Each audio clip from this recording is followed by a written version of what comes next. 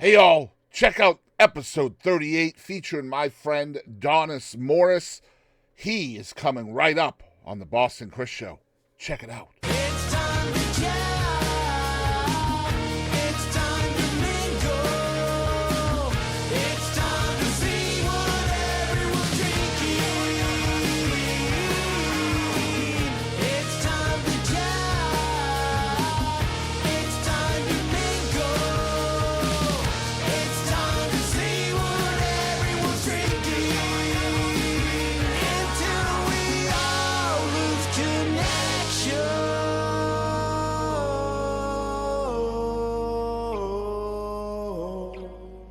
Hey y'all, welcome to another fabulous episode of the Boston Chris podcast with yours truly, Boston Chris. And this is episode 38 with my friend Donice Morace, brought to us by his publicist and good friend of mine and former guest of this show, Mr. Cliff Doyle. Very excited to share some info on Donice Morace, and so we can tell you a little bit about him. And we talked about a lot of really cool stuff with Donice, about what makes him tick, his songwriting, his mentors, his influences, how high energy performing over 5 years in Atlanta really helped him shape his career as an artist, his singles, his everything, man. We're talking about it all with Donice. Let me tell you a little bit about Donice Morace from his website, which you guys can check out at donicemorace.com. You can't fake authentic. You know it when you see it, and you know it when you hear it. Authentic is the best word that can be used to describe Donice Morace. From his chiseled good looks and easygoing personality that exude the confidence of a man who knows exactly who he is, to his music, which catches your ear and takes you back to another era, when country music was defined by vocal stylists who were immediately identifiable. Donice is truly authentic. Donice keeps his foot firmly planted in the roots of country music, while also delivering a sound that is relevant in today's contemporary country music landscape, remaining true to his brand while growing artistically to reach new fans. Donice resonates with his listeners and his concert fans because he is authentic. They know it when they see it, and they know it when they hear it. Y'all, please check out this fabulous interview with my friend Donice Morace, which includes 2 uncut acoustic songs from Donice. Right now, y'all check it out. Hey everybody, this is Brandon Ryder, and you're tuning in to the Boston Chris Show. Hey guys, episode 38, we have Donice Morace here on the show. I am real close buddies with Donice's publicist, Cliff, and I feel like this interview has been in the making for like at least 6-7 years, because we were close a couple times back in like the 2015 to 2017 area. We had talked a couple of times about possibly doing an interview, so I feel like this is a long time coming. It has So, been a while. how you been, Donice? Pretty good. Can't complain. That's good. I see that you're ready for Christmas. We are finally. Are you a big Christmas fan? What's that? Are you a big Christmas fan? I am, but I like it during the Christmas holiday, not before. Yeah. So I made my wife hold off till this past weekend after Thanksgiving, and then set everything up. So typically first of all, you did share a couple of songs with us today. So let's talk a little bit about the first one that you have shared with us. These are completely acoustic and kind of uncut, which I always love to have on the show, because it's really hard to hide behind just a guitar, right? You're telling me. Yeah, for sure. I love it. It just shows the artist in such a vulnerable state, and I really like that a lot. The first song that you're doing today on the show is called Through the Jukebox. Tell us a little bit about the song. Yeah, man. I was putting my second album together. I was working with Trent Willman, and there was a song that he pitched me to put on the Long Live the Cowboy album. And man, I just loved the song. And I said, hey, Trent, I want this one no matter what. I want this song. By the time he got back with me, he said, man, I hate to tell you, but the band Midland is taking this song. And they're going to go record it. And I said, oh, Trent, that's awful. He said, well, hang on, let me see what I can do. And I'm not sure what Trent said, if he made the Mafia pitch or what, but I ended up with it. And I think it came out in 2018 or 19, and to this date, it's been the biggest stream song I've had. And Midland didn't end up with any like limb injuries after this, did they? Like broken legs or anything? You didn't notice anything like that, right? No, and I didn't. I kind of didn't want to know. So What happens behind the scenes stays behind the scenes, right? you might walk to work, but you can be limping back. All That's right? right. That's right. Through the Jukebox is my song, Dag Nabbit.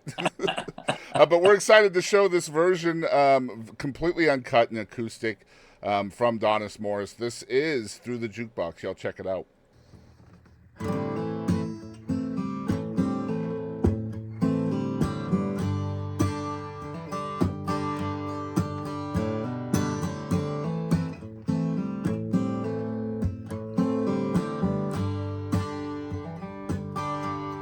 Yeah, she ain't impressed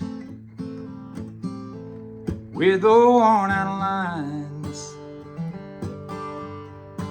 Even your best fall short every time.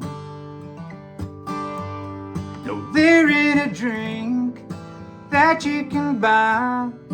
Take it from me, you ought to try. Talking to it through the jukebox, playing what her heart wants to hear. Dial it up a late night long shot, catch her attention by catching her ear.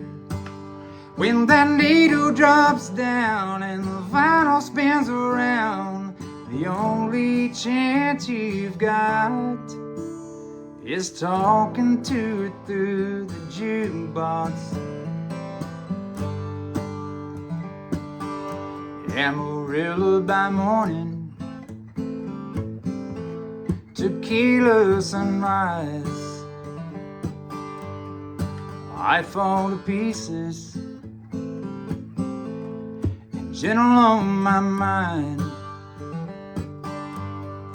King of the road, set 'em up, Joe. If she's singing along, then you know that you're talking to it through the jukebox, playing what her heart wants to hear. Dialing up a late night long shot, catch her attention by catching her ear. When that needle drops down and the vinyl spins around, the only chance you've got is talking to it through the jukebox.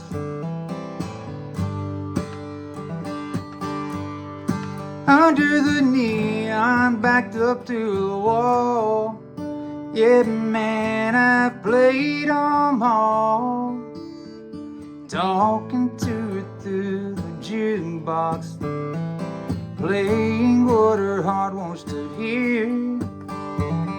Dial it up a late night long shot, catch her attention by catching her ear. When that needle drops down and the vinyl spins around, the only chance you've got is talking to it through the jukebox.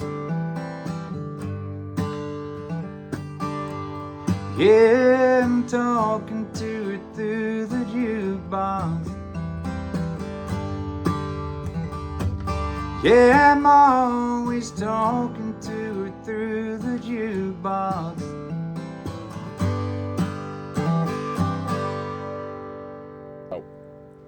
All right, so we are back once again. The first appearance of Donice here on the Boston Chris podcast.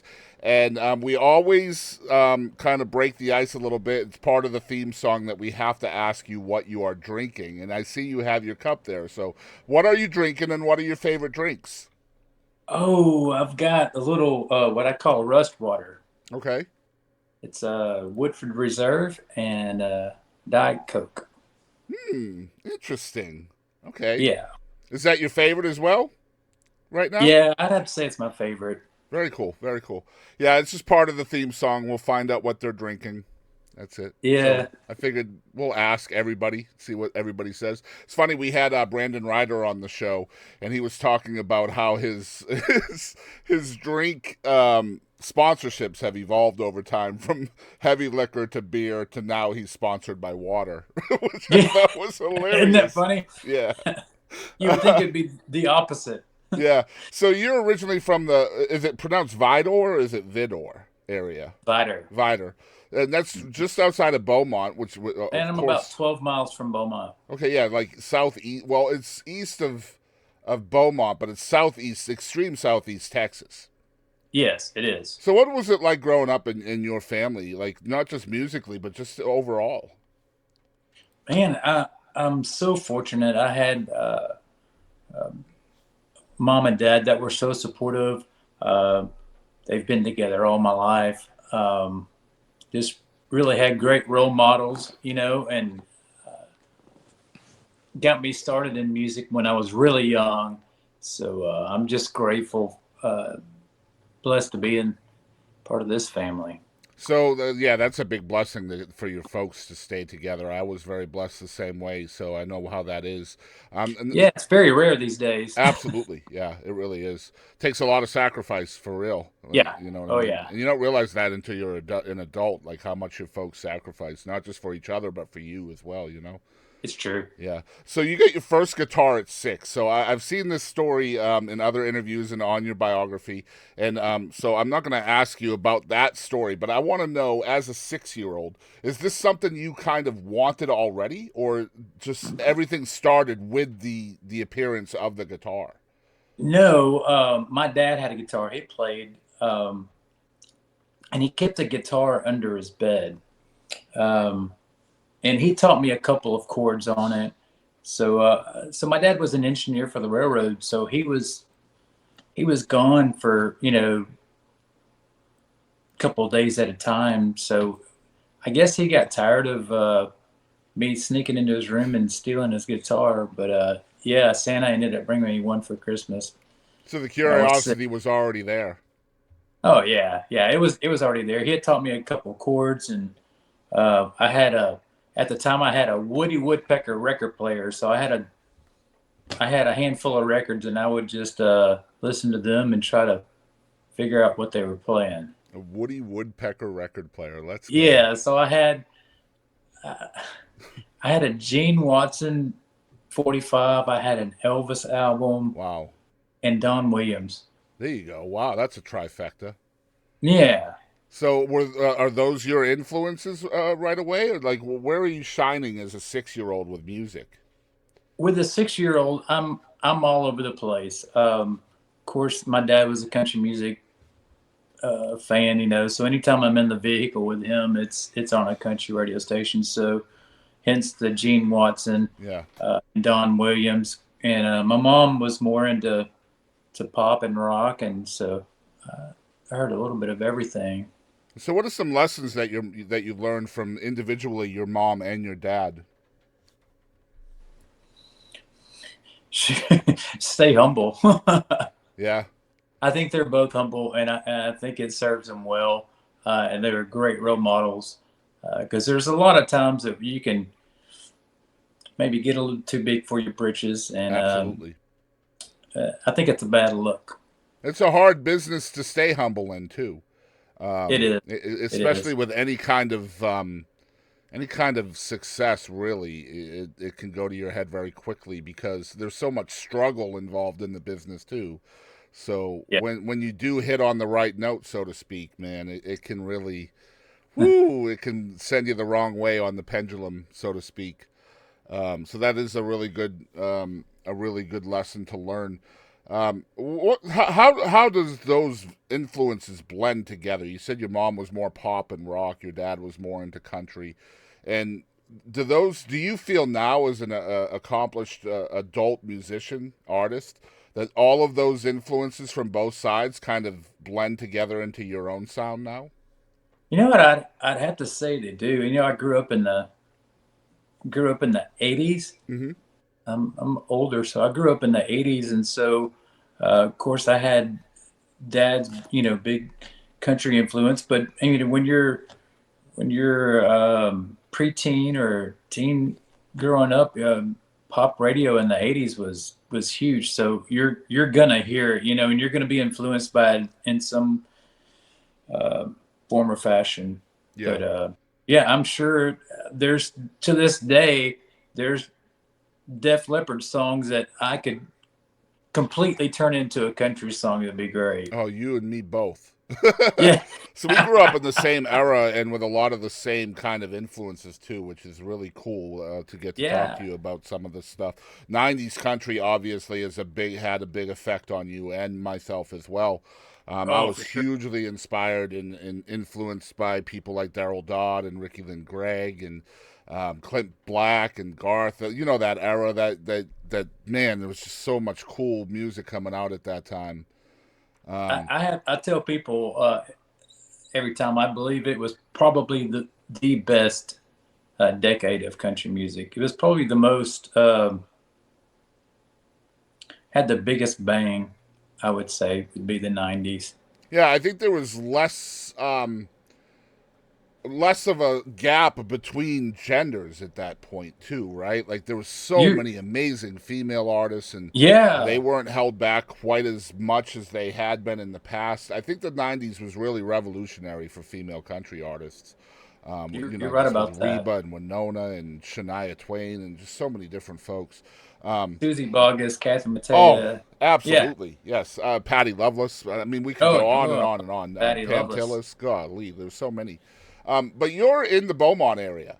And so Yeah. this area is absolutely chock full of the actual artists that we're talking about here.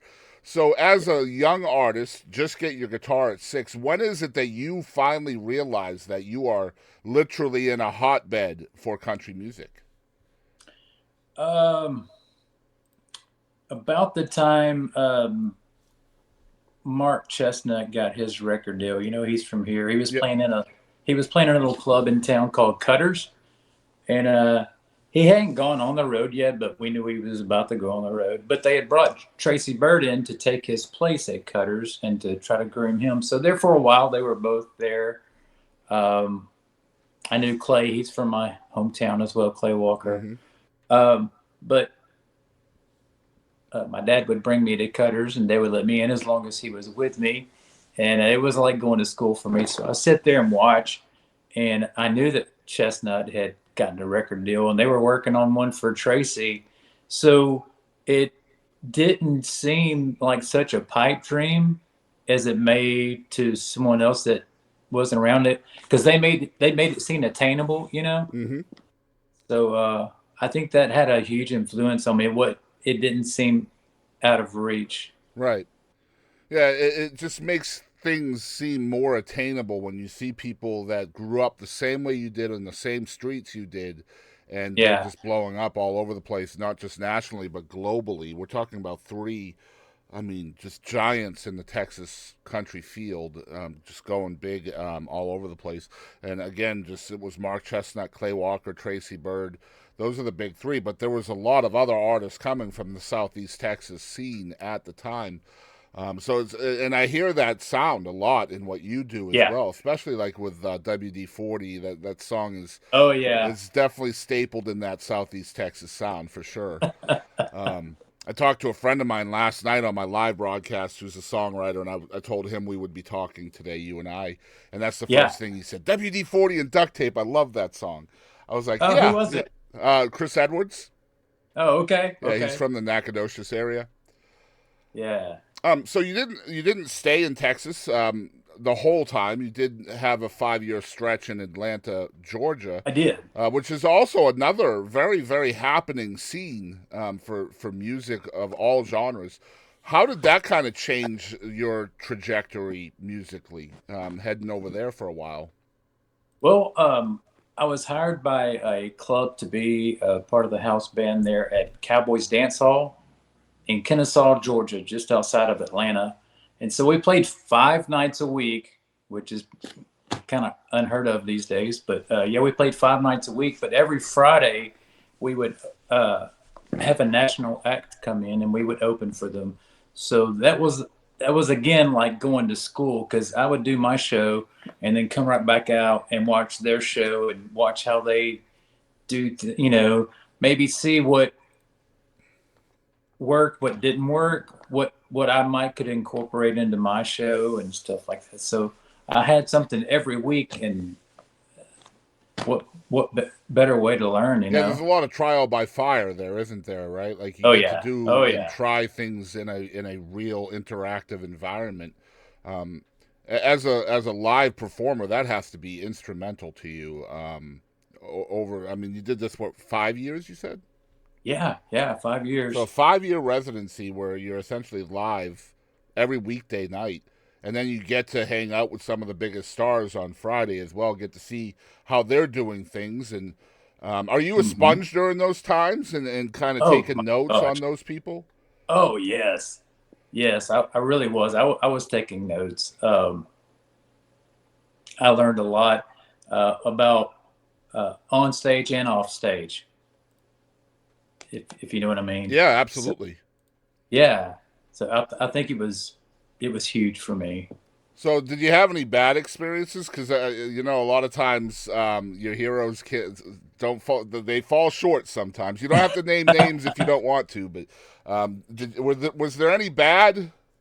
um, yeah, I wouldn't talk bad about any of them. There were some I liked more than others. Right? Um, Were there Probably some the that were high. more open and helping a young artist out? There's a better question. Let's go positive instead of Yeah, negative. yeah, there were.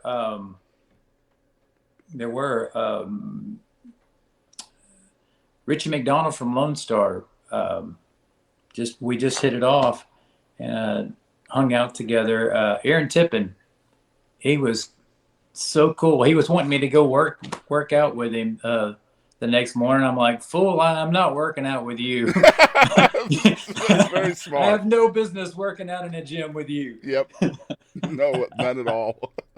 Oh man, he's built like No, a but probably the highlight was opening for Merle Haggard there, yeah. and it was towards the end of his career. It was amazing. And that's something you'd take with you the rest of your life, man. Like I've shared a stage with Merle Haggard. That's insane. Yeah, You yeah. know, Who all it's can say that? So not yeah, not that's too pretty. many, that's for sure. So are you writing songs at this point too in your Atlanta days? Um, well, it's funny you mentioned that, because the same week I was hired there, there was an artist that didn't have a record deal anymore. His name was Davis Daniel, I remember Davis. Yeah, fighting fire with fire. absolutely. Yeah. Yeah. So they hired him the same week. So Davis and I not only sang together 5 nights a week, but I got him. I had a little day job that I was working, and I got him on with me. So we were pretty much around each other 24/7. And he was a lot farther along in songwriting than I was. So he kind of dipped my toes into that arena. But yeah, I wrote a lot with him back Nice. then. Yeah, I remember him, man. He was with Polygram when Polygram was still around, trying to Yeah, I get want to into the say country. Shania and Toby Keith were Right. both on there. Yeah. Yeah. Yeah. Yeah. He was a great artist, a really great writer too. So you must have learned a lot from that as well, right? Just kind of sponge. Yeah. Are you typically a sponge? Is that your go-to anyway? Oh yeah. I'm gonna try to soak it all in Yeah. and take the good and the bad and compartmentalize everything. Yeah, and that's going to go back to those lessons, right? Staying humble, because if you're an egotist, then you're not going to even be open to learning, right? So, Well, this is true too. yeah, If you're not trying to get better, you might as well quit. I don't care absolutely, how good you are. Always completely try to agree. make yourself I better. did not even know that you took some pointers from Davis Daniel. That's pretty cool. That's a good little a clip for this show. I love that. Um, here's a question for you, because I know for folks that are really good at sponging things up and kind of paying attention to everything that's around you all the time, you're playing 5 nights a week. And I imagine this is probably a high energy kind of thing because I've seen some of your shows before. You don't half-ass it. So, what do those high energy shows really? What did you learn from that to become a better artist overall? Do you think? Yeah, at the time when I moved over there, obviously I'm a huge Chestnut and Tracy Berg, Clay Right. Walker, but of most of all a George Strait fan. So that's what I was used to here. Going there, it was, I mean, Travis Tritt came from there. I mean, he was pretty rowdy, Yeah. and I had to step up my game if I wanted to keep my job. So yeah. So that's awesome. Yeah. Because I feel like, man, there's so many aspects to being an artist, right? Especially if you're an indie artist. You have to be a performer. You have to be a songwriter. I mean, you don't have to be a songwriter per se, but it damn sure helps to be a songwriter, to kind of feed your own well, so to speak. But of course, you're also going to do your own press, your own, your editing. Everything is you. So I'd love to hear from an artist how they're kind of learning all of this stuff. I think it was India Ramey who. It's funny. She's also from the Atlanta area, or Rome originally. But she said if I didn't know it, I had to learn it, and that's essentially an indie artist, right? It's sink or swim. Right. Yeah. And you have nobody else to blame but yourself. I feel. If you do sink, and you deserve the credit if you swim, by God, Yeah. So you return to Texas, you start releasing studio records and things like that in Texas. What was the initial reaction to that when you first come back and you're releasing music? So when I came back, I had been gone for 5 years, and then when I come back, there's something called the Texas music scene that I was not aware of. Yes, yeah, it's brand new, right? And they were playing the kind of music that I really liked because I got homesick being over there. The style of music is completely different over there. I just missed real country music, and so I get back home, and the Texas scene is really taken off, and I'm like, oh, I want to be a part of this. So. Man, it's another blessing. I did a show with this kid in Jasper, Texas, probably 15, well, yeah, probably about 15 to 17 years ago. His name was Cody Johnson. Golly. He had just quit his job working at the prison in Huntsville, and was nervous, didn't know what he was going to do, hoping things worked out, which I'd say they have. But well, he had just recorded an album with Trent Willman, and he was like, "Man, you need to call Trent.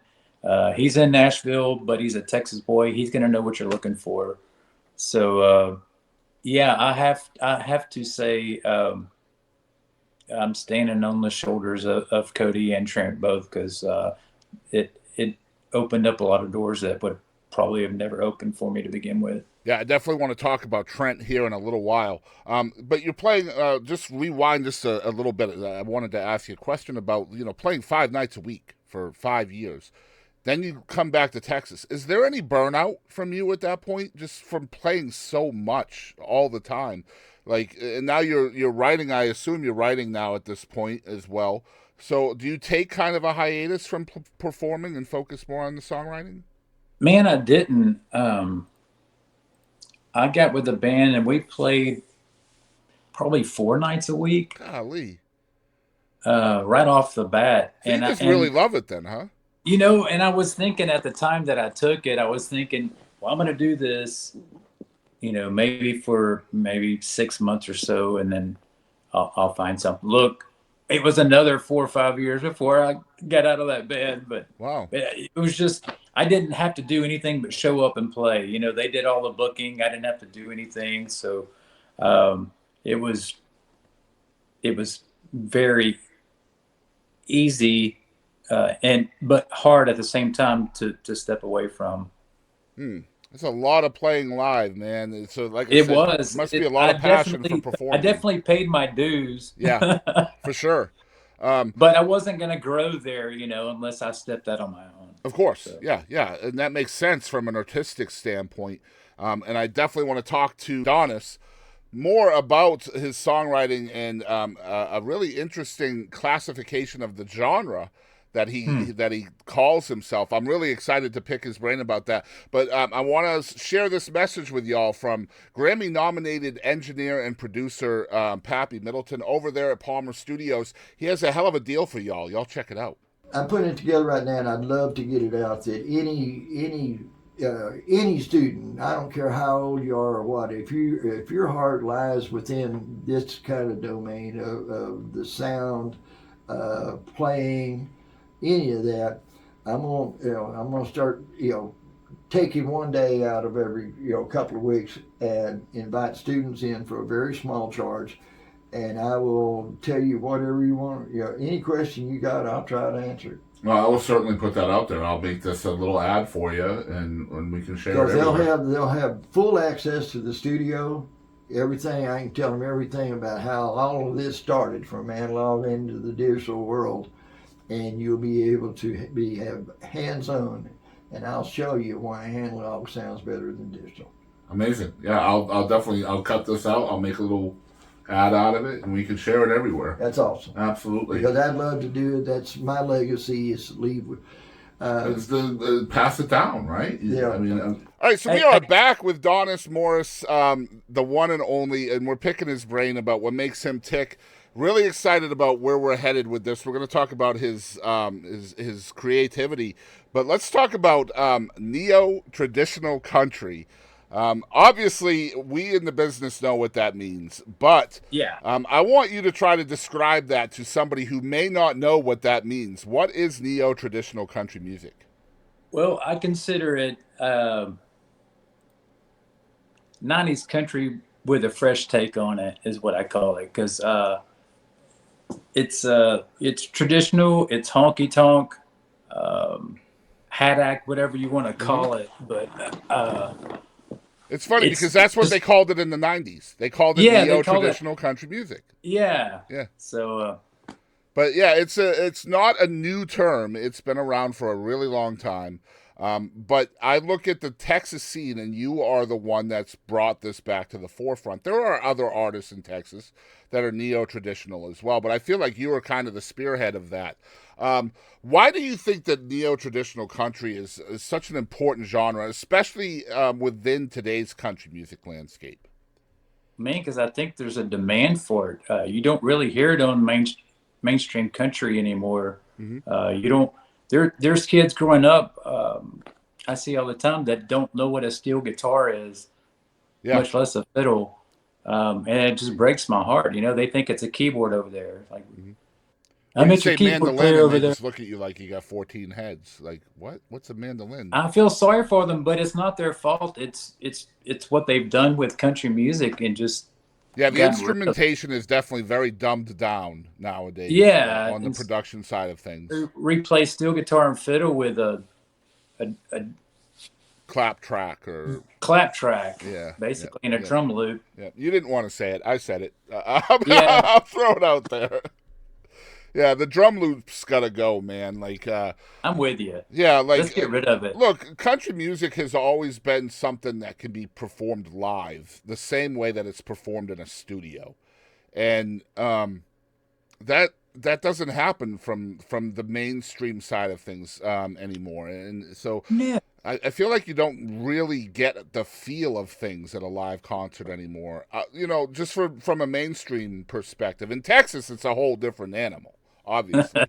How do you feel that traditional 90s style country resonates in Texas? I think there's a huge demand for it. People miss that stuff. Mm-hmm. And I'll tell you what, Zach Top is a perfect example of that. Yep. They are eating him up. Yep. You hear me? Yeah, absolutely. Zach and it's Top nothing new. He's not doing anything new. He's just he's singing country music. Another one, William Beckman. If you know who William Beckman Another is, one. I'm sure Yeah, you that's do. another But good one. golly, the two of them are so freaking good, man. Man, I saw William Beckman at the awards a few years back, and I hadn't heard of him at the time. And he came out and did one of his singles, and I was just like, "Whoa, where's this kid been all my life?" Yeah. Golly. All the people that were there, like Randy Travis was there that night, and Yeah. Wade Bowen and Randy Rogers. Out of all those folks, I wanted to meet William Beckman after the show. Like I Well, was just sure. like, yeah, I was like, Sure. I got to talk to that kid. And subsequently, we had him on the show, which was such a huge, cool thing. And of course, now he's huge as well. Zach Top is great, just a phenomenal artist, and I think people are starving for that. they are absolutely, and it's out there if people want to find it. That's the problem, though. Like Yeah, it's just not being shoved down their throats like everything else exactly is. right. It's even in all of this easy to find ways to find music, things are still hidden so well, and even in the oversaturation. The oversaturation does play a part in that, of course, but True. there's periodicals out there like Saving Country Music and Americana, different periodicals in that genre where you really got to pay attention. That's what I do Oh to try to yeah. find new artists to listen to. So I wanted to talk to you about songwriting. So your early songwriting experiences are with Davis Daniel and things like that. What specifically are you learning from Davis that you still apply to your craft today? Just how to put together a song. There's a formula to it. I mean, Mm-hmm. you can't write a 9-minute song and have 7 verses to it. You just can't do that. So I learned all of that from him. How to put one together and how to Yeah, condense what that's you called want to say bluegrass, into right? 7 2 verses verses in and a 9 couple minutes. courses. What's that? I was just saying that's called bluegrass. 7 verses in 9 Yeah. minutes. Oh man. So yeah, there definitely is a structure or a formula to writing songs, and I love to hear what everybody does within that structure because there is no right way or wrong way to use those formulas or structures. What you're doing with your sound and your songwriting is amazing for what you're trying to portray as an artist. You've had a lot of success with a lot of different songs here in Texas and beyond. What do you owe that success to, do you think? Uh, Man, just writing with some great songwriters. Trent was another great songwriter I learned a lot from. But there's also another one. I've recorded quite a few of his songs, and we write together quite a bit. Mark Nessler. Okay. He's from my hometown. He lives in Nashville and has for the last 30 years, but he's from my hometown. Uh, he's got so many number ones, I can't even count them on my hands. Yeah. Such a talented songwriter, and why he writes with me, I'll never know. I think he's just giving me the hometown boy treatment, but I'm grateful. So when you're in the room with someone like that at first, it's going to be very daunting, right? Like, Yeah, the first time I wrote with him, it was a songwriter with Mark Nessler and Tony Martin, and I knew that oh both my of them had gosh, written all these, like Just to See You Smile and yeah, Go wow. On for George Strait. I mean, just hit after hit. So it was a little intimidating, but I had my stuff together. I knew, I knew what I wanted to write. I had a hook, and I had lines in there that I wanted to incorporate into a song. So I didn't come to the party with nothing. I have done that before, but I didn't to this one. It went really smoothly. So when you're around these guys, Mark Nessler, Trent Willman, Davis Daniel, Tony Martin, and you find out, like, once you get beyond that kind of awe that you're in this room, and you start realizing, hey, I belong here. Yeah, they're That's going just to be regular very, guys just very like you. vindicating, right? Yeah, they're good old boys just like you. So Yeah, yeah. I just, man, as a music fan, hearing names like that, man, my mind would just be like, oh my God, how did I get in here? You know what I mean? yeah, you can fanboy a little bit Yeah. if you're a student of country music and you know exactly who these people are, Yeah. yeah, Because the way you I can look psych at it, yourself man, is out. like, you have this person in front of you who took an idea out of who knows where, and then next thing you know, you have this song that everybody in the world knows the words to, and here you are trying to do the same thing with this person again. Like, man, that's Yeah, got to be something. and to be honest with you, I don't fancy myself as a songwriter. They do, Yeah. Um, so it is a little intimidating because that's their forte and it's not mine. But I'm just grateful to have them in my life. Yeah, well, you're there and you're creating amazing stuff with them, whether you fancy yourself as a songwriter or not. These songs are just as much yours as Thank they you. are his or theirs rather.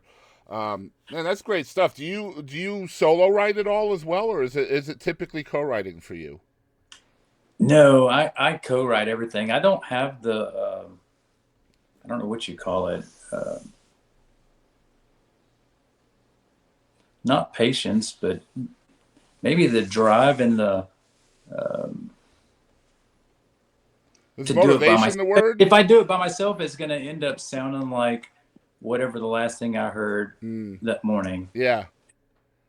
I can't, So you're just worried about the rinse and repeat of what you hear becoming what Yeah, you play or write. yeah, Yeah, pretty much. that's going to be pretty frightening as well. I can see that. Yeah, I wonder how people stop that from happening when they're writing, because it would seem like that would be very easy to do, to just pull something from the air that you've heard subconsciously. Yeah, Yeah. Um, so would you feel like what you bring to the table from a writing standpoint is more lyrical, or is it more melodical? it's definitely more melodical. I'm not a lyrical Okay. guy. In fact, when I'm even from my time in Atlanta, Georgia, singing 5 nights a week, we would learn like 3 songs every week to add to just you're playing 5 nights a Hmm. week. It Yeah. can get stale if you don't change your set. So we were learning music, and I realized that I would probably listen to a song 50 times before I would even start listening to the lyrics. Yeah. I'm I'm I'm getting the production down. I'm getting all the parts of every instrument in there down, and then I start listening to the words. So yeah, I'm lyrically stupid. So basically, all that playing music has made you a more versatile musician, and that has helped you with your melodies when you're writing, is what you're saying. I would say so, but it's a blessing and a curse because I've also been spoiled as a singer, and I've always had a band behind me, a full band. So and there's always that musician part of me that's so strong that when I have to do acoustic shows, I find myself trying to fill all the holes on the guitar that I'm hearing in my head, Yeah. and it takes away from the singing. And I'm not the greatest guitar player as it is to begin with, so uh, yeah, it So you're you just you're hit on used the to all head. those layers being there from a sound Yeah, standpoint. Yeah, I could yeah, see and so that. you Yeah. find yourself trying to fill it in on the guitar while you're trying to sing, and Right. And it the can make guitar it is just meant difficult. to be a rhythm instrument for the most part, anyway. At least the acoustic guitar. So, I mean, you're not going to fill the air with very much there, I don't think, unless you add other machines like loops and stuff like that. Yeah, I just can't make myself just strum and sing it. I hear so much more that should be going on, and Yeah, I can see what you mean by a blessing and a curse. Yeah, I feel that. yeah. That's funny you say that. So the other aspect, really, to an artist is being in the studio, and I mean, you've been very blessed by your own admission to have worked with Trent Willman. Who, guys, if you don't know who Trent Willman is, what are you doing with your life? You need to do something about that. But like Trent is such a creative person, not just as a songwriter, but as a producer as well. So what's it like in the studio for you? Creating these songs to where you're happy with them. Yeah, Trent got me out of my comfort zone, um, which I needed. I really needed. He would beat me up and then love on me, and that's something that you want when you're looking for a producer. Mm-hmm. You want them to beat you up, and then to you know, love on you. But Yeah, that's mentorship, right? it is. Yeah. It is. You don't want somebody. Oh, that's great. That's their favorite thing to say. In town. Mhm. Oh, that's just awesome. That's great. But Maybe it's not. yeah. Let's go back and listen. See if we can do it better. Yeah, I feel like there's two kinds of producers. There's the ones that are going to tell you the truth, regardless of how bad it hurts. And then there's those who are just going to take your money and do it the way you want to do it, whether they agree There's with it or a not. ton of them just like that. Yeah, and at the end of the day, the reason why I asked the question I just asked you is for that reason, because I want to know, how I'm not necessarily confident you are in the studio, but just how vocal you are in making sure that your art shines through that producer, because that's essentially what the producer's job is to do, is to make the artist shine through the production of the song, right? Yeah, I would go so far as to say I would be co-producer on my stuff. I have my hand in all of it. Yeah. As far as what I want it to sound like. And that's just the pickiness of being an artist. I mean, if you're not vocal with that, then you're never going to be happy with the end product. I don't think, even if Yeah. it's made by, Trent Willman or any other extremely successful producer, you're still going to feel some kind of way if your fingerprints aren't in it. You know what I mean? You're right. Yeah. You're right. I love I've that. just been So lucky I've been able to do that. Not everybody has that luxury. They may have. And I know I'm not going to name any names, but I know a ton of artists in Nashville that are miserable because they have zero say in what they record, what they look like, what they sound like. it's all about the label, what they want. Yeah, I'm just like, my goodness, that must be Well, terrible. not just that, man. When you're a young artist, I feel like perhaps you're not going to be as confident in your own voice especially when you're around all of these folks that have been in it, for longer than you've been alive. Right. But really, those young artists, the reason why they were discovered enough to be signed is because they were original. They did have some kind of uniqueness, and then all of that is stifled in the studio side of things. Yeah. It doesn't make any sense, man. That's what I love about Texas. We could talk another hour about just that. Yeah, absolutely, I agree. But we don't have that kind of time. So let's talk about the current single, which is climbing the charts, and in which you've also performed an acoustic version for us. It's called "Working on Me," which is a phenomenal song. I dig this song, and it's doing really well on the charts in Texas right now. Tell us about the song and how it came to be. Man, I had some songs. We were wanting to put something out because it had been a while since we had a song out on radio. So we wanted to put something out, and I had a few songs earmarked, and I got on the phone with Mark, just touching base with him, and I said, "Hey, I've got some stuff that I'm going to record, but if you've got something you've written recently, I'd love to hear it." So he shot me a little link, and it had some songs on there. What? Holy cow! I had to throw away every plan that I had because that "Working on Me" it touched me. I played it. I played it for my wife, and she's like, "That's the one. That's the one." So this was yeah. was it written by Mark Nessler, or It was. so solo right from Mark? Yeah, Wow. and he sent it to me, and I knew it was going to have to be the single. So Yeah, it's a great done. song. It's done really well. I think this week, we're number 38 on the Music Row chart, on the big boy chart. Yeah, yeah. So I'm just like, wow. That's got to be something too, right? When something you put together, like it's just going to be cool to see those kind of milestones, I guess, where your song is just doing so well, and at that point that you made all the right decisions, and it's going to be validating, right? Yeah, it is pretty surreal. And the cool thing about "Working on Me" was that it feels like the last few songs I've done have been kind of sad, leaving songs, And this one was so upbeat and positive.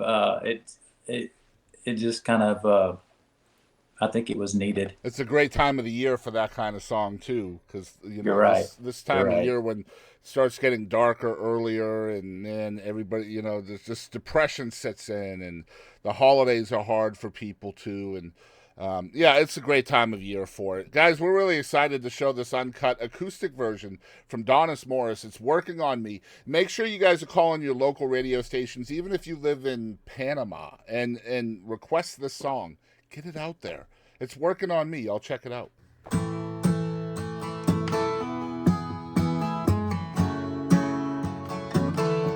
She was a cool drink of water. I was burned old, didn't go together at all. She was sending up prayers every Sunday morning. I was a Saturday night last call. It blows my mind that she could ever want a heart like mine. 'Cause I came with some rust, few jagged edges, just a diamond in a rough. A whole lot of reckless, just a runaway train. A little too wild and free. She's fixing me up, no second guessing at her kind of love. Sure was some blessing, and I can't wait to be the man she sees. She's still working on me.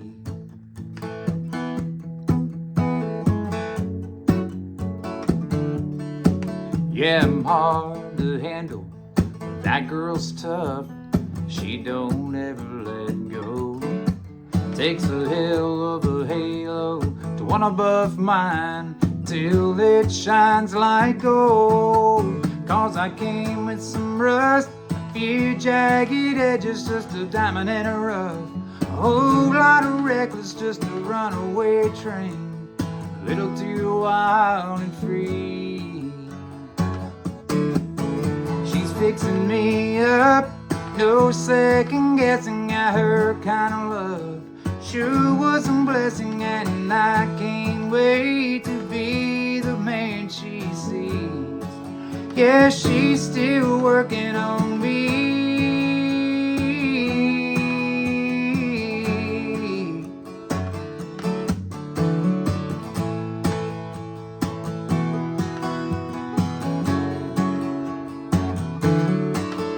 Yeah, it blows my mind that she could ever want a heart like mine.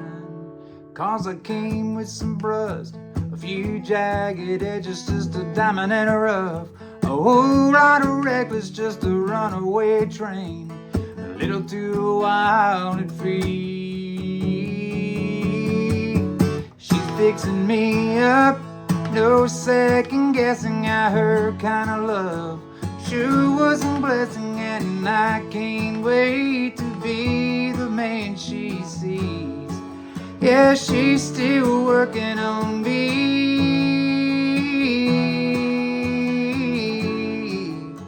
She's still working on me.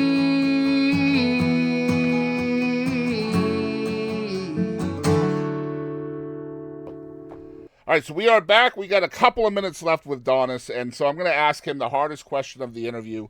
Let's see if he can answer it. You ready for this? I think so. All right, so I'm going to do this in my best wrestling voice. Who do you think you are? Who is Donice Morace? Man, I'm just like you said, a traditional country lover. I'm a huge college football fan. That's about it. I love my family. You like Love Christmas sports. as long as it's done during Christmas? I love Christmas at Christmas time. Don't be trying to shove it down my throat at Halloween. I don't want any part of it. He wants pumpkin Reese's at Halloween and Christmas tree Reese's during Christmas, Yes. by God. Why are there not turkey flavored or turkey shaped Reese's peanut butter cups? I don't know. They're just like missing the boat on that. I'm telling you. No pun intended. But Maybe they just Yeah. can't form turkeys with the Reese's peanut butter cups. I don't know. I think if you make anything Reese's, they're gonna buy it. I mean, that's where I'm at. Yeah, me too. I mean, you could put those things in the shape of anything except my most hated sports team, and I will buy them. What is your most hated sports The team? New York Yankees. I can't stand them. Yeah, me either. I swear to God, if they get Juan Soto, I'm just done. That's been Donice Morace. This has been episode number 38 already, man. We've come a long way in a short amount of time. Donice, thank you so much for your time, man. I appreciate you having me, bub. Hey, this is John Stork. Just want to let you know, thank you for tuning in to the Boston Chris Show.